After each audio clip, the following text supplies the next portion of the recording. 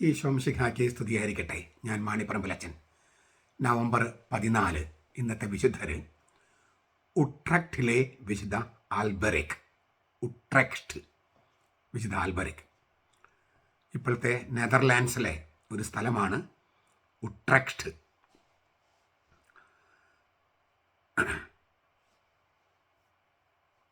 Gregory, ഉട്രക്റ്റിലെ വിശുദ്ധ ഗ്രിഗറിയുടെ nephew, സഹോദരപുത്രനാണ് ഈ ആൽബറിക്.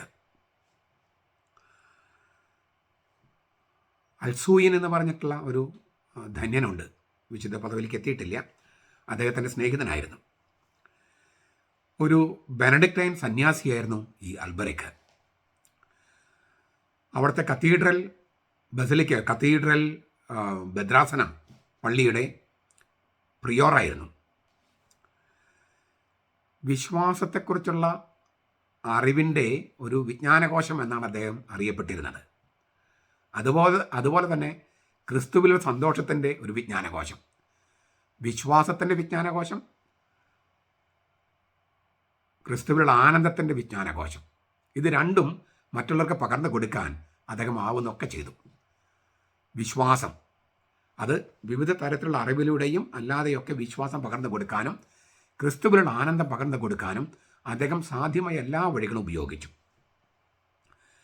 ഇത് രണ്ടും, വിശ്വാസവും ആനന്ദവും പകർന്നു കൊടുക്കാൻ അദ്ദേഹത്തിൻ്റെ തീക്ഷ്ണത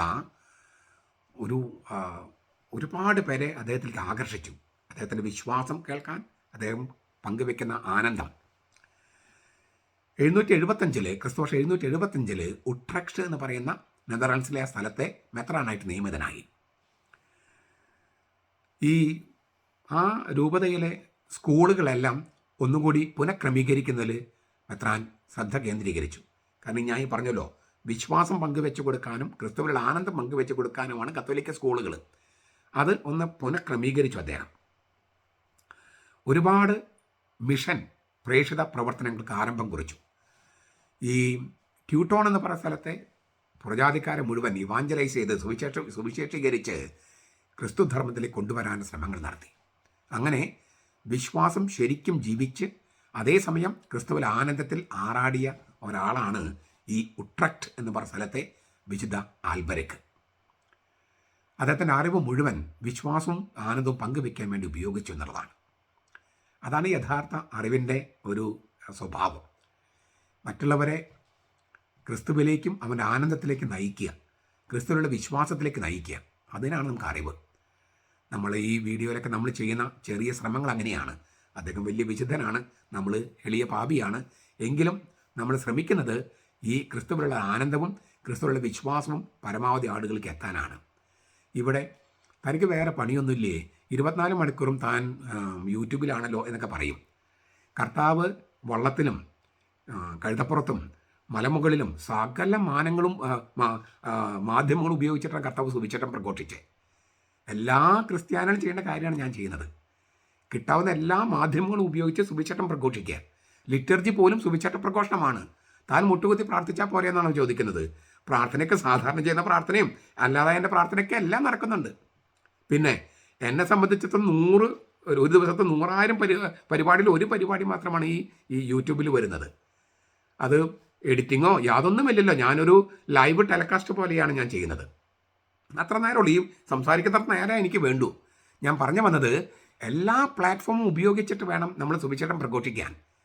അപ്പോൾ ഞാൻ യൂട്യൂബിൽ വേറെ ഒരുപാട് കാര്യങ്ങൾ കൂടി ചെയ്യുന്നുണ്ട്. കാരണം എന്താ, നമ്മൾ പലപ്പോഴും കാണുമ്പോൾ തെറ്റായ തിന്മയായ കാര്യങ്ങളാണ് ഈ സോഷ്യൽ മാധ്യമങ്ങൾ കിടക്കുന്നത്.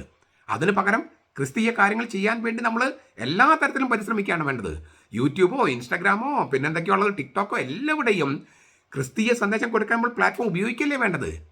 അതിന് ഈ സുവിശേഷം പ്രഘോഷിക്കുന്നവരെ കുറ്റപ്പെടുത്തുന്നുണ്ടെങ്കിൽ അവർ ക്രിസ്ത്യാനികളല്ലെന്നാണ് എൻ്റെ അർത്ഥം. ക്രിസ്ത്യാനികളല്ല. തനിക്ക് വേറെ പണിയൊന്നുമില്ലേ, സുവിശേഷ പ്രഘോഷണം മാത്രമുള്ള ചോദിച്ചാൽ അവൻ ക്രിസ്ത്യാനിയേ അല്ല. അപ്പം അതുകൊണ്ട് ഞാൻ ആ ആരോപണം കൊണ്ട് ഞാൻ വേദനിച്ചിട്ട് പറയുന്നതല്ല. ഇങ്ങനെ ആരോപണം കേൾക്കുമ്പോൾ ചിലരെങ്കിലും വിചാരിക്കല്ലോ അത് ഞാൻ സുവിശേഷം പ്രഘോഷിക്കേണ്ട കാര്യമില്ല. അങ്ങനെയല്ല. നമ്മളെല്ലാവരും എല്ലാ സ്ഥലത്തും പ്രേക്ഷിതരാണ്. ക്രിസ്തുവിനെക്കുറിച്ച് പറയാൻ പറ്റുന്ന എല്ലാ വേദികളിലും ഫ്രണ്ട്സിനോട് പോലും പറയാൻ നമ്മൾ ശ്രമിക്കണം. അപ്പോഴേ ക്രിസ്ത്യാനികളാകൂ. അങ്ങനെ ക്രിസ്ത്യാനികളെ ജീവിച്ചാൽ വിശ്വാസത്തിൽ ജീവിക്കൂ, ക്രിസ്തുവിന് ആനന്ദമുണ്ടാകൂ.